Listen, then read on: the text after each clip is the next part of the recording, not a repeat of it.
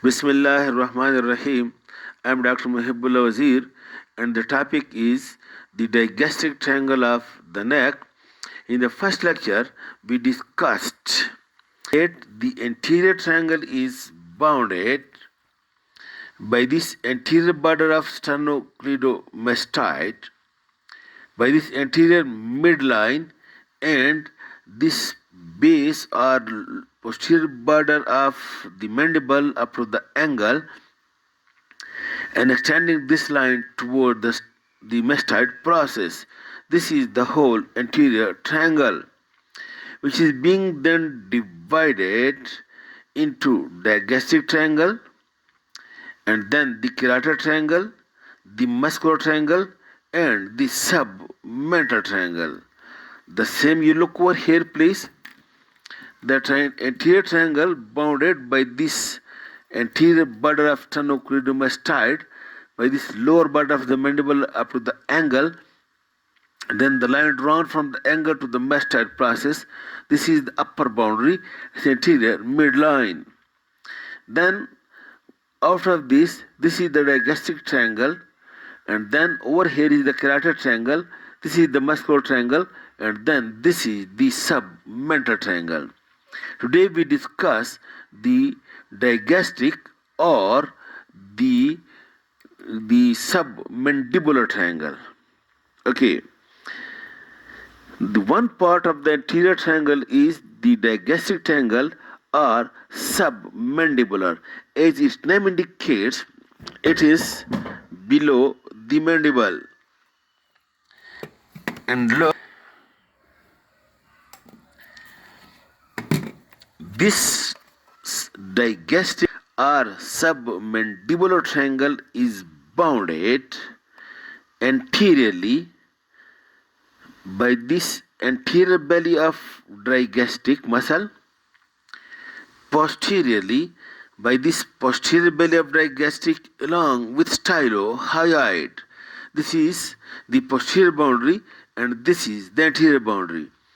The upper boundary, or you can call it as the base of the triangle, is being formed by the lower border or base of the mandible up to the angle, and then the line from the angle to the mastoid process.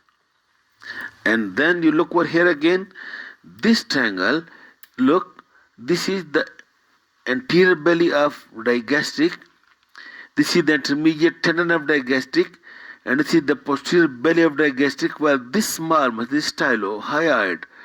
And then the floor of this triangle is being formed by this muscle, that is the mylohyoid, and this small muscle, that is the hyoglossus muscle.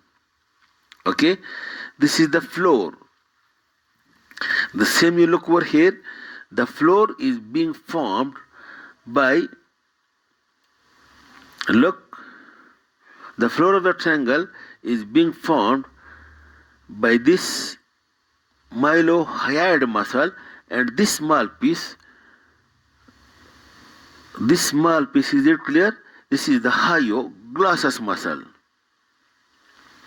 This is the floor, while the roof is being formed, as you already know, the skin with the platysma, and then the investing layer of the deep fascia, which comes over here to be attached to the base of the mandible. And so in this way, the roof is being formed by this investing layer of the deep fascia. These are the boundaries of the carotid or the submandibular, the digastric or submandibular triangle. Now what are the contents of this triangle? Look over here. Look, lower cervical branches of the facial nerve, and you can see this lingual artery and lingual vein. Note, and then running over here is the hypoglossal nerve. Note the point again. The contents to describe over here.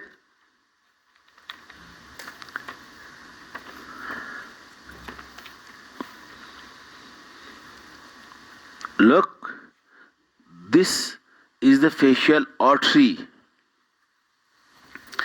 And now look at this diagram. Look, number one, you can see, look at the angle of the mandible. Over here is the parotid gland. This lower part of parotid gland, it is included in the posterior triangle. And then look over here, this submandibular salivary gland. In this way, two salivary glands, parotid lower part and a submandibular. And related to the submandibular gland, you look over here, this artery and vein, very important relation to the submandibular gland. The facial vein passes superficial, while the facial artery passes deep to it, the submandibular salivary gland. And then you can see these branches of the facial nerve. And then lying over this submandibular gland is the submandibular lymph nodes as well, present over here. And then present over here, you look, this is the facial artery, and then you note over here is one very important, that is this one. Look again, this is the hypoglossal nerve, and then the facial and the lingual arteries. These are the main important contents of the digastric triangle, submandibular triangle. Now, then the anterior triangle is again having subdivisions into three triangles, which nowadays are not being discussed, but rather people call it as the forgotten triangles. And these three triangles, which are the subdivisions of the anterior triangle, these are Lesser's triangle, and then Pyrogos triangle, and then Backlash triangle. These are the three subdivisions of the anterior triangle. Now you can see it over here. Again look, this is the body of the mandible, and this is the ramus of the mandible. And this you can see, this is anterior belly of digastric muscle, and over here that is posterior belly of digastric muscle. And this green you can see, this is the hypoglossal nerve. Now the lesser triangle is present in the anterior part of the anterior triangle. Lesser triangle is being present in the anterior part of, and it is bounded by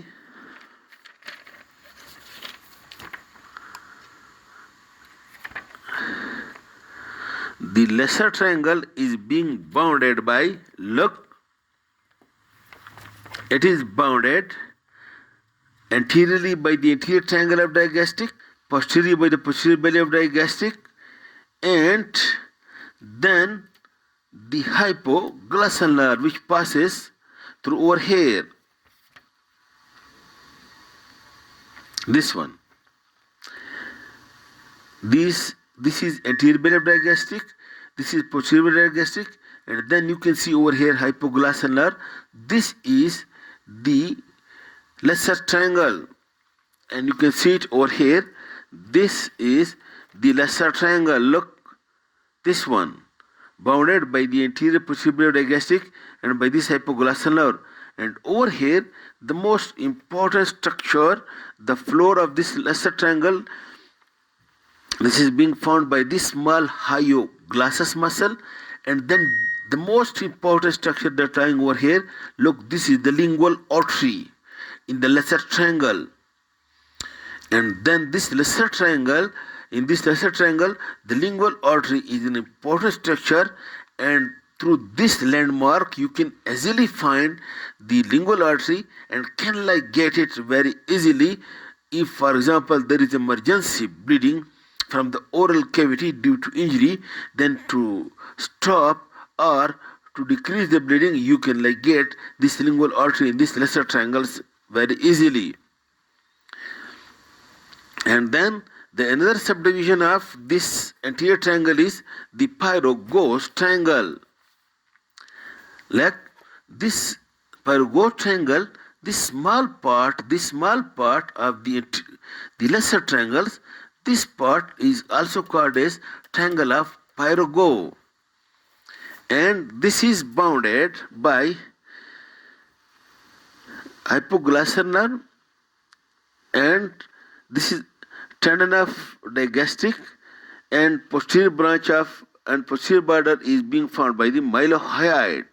This is also called as lingual triangle.